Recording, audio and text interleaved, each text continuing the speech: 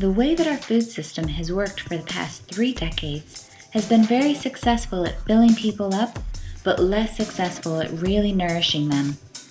And ironically, the people who grow, produce, and serve the food that feeds us all are some of the poorest in the world.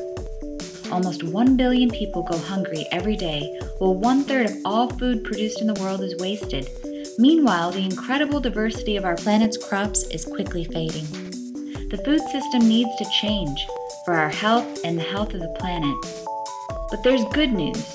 The solutions are out there, in fields, in kitchens, in restaurants, in laboratories, in boardrooms, and in parliaments across the world. First, support the people who grow, produce, and serve our food. Farmers and food workers are often overlooked and forgotten in the food system. In the United States, restaurant workers struggle to get by while working 2 to 3 jobs at a time. And millions of small-scale farmers growing food for sale can't afford to feed their own families.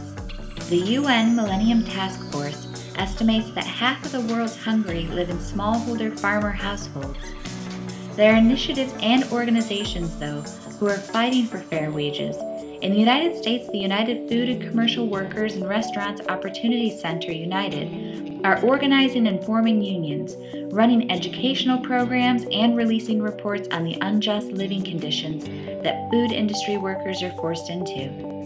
And businesses and farmer cooperatives are giving smallholder farmers in rural parts of Thailand, Malawi, and Guatemala access to markets all over the world.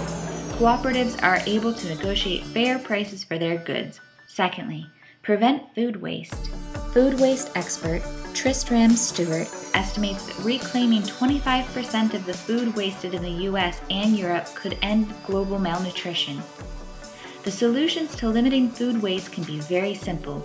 Don't buy more than you can eat. Take leftovers home. Don't throw food away that hasn't gone bad. And trust your senses, not an expiration date to tell you whether food has gone bad or not. Better infrastructure, greater access to markets, and extensive services can help farmers find ways to prevent food loss, helping increase their incomes.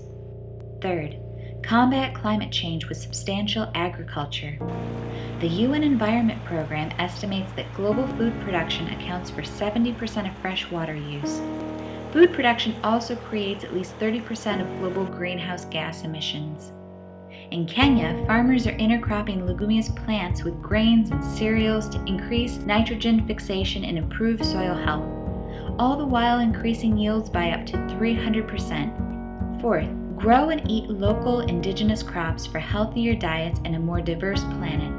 Small farmers can also be the answer to providing healthier and more nutritious foods for eaters all over the world.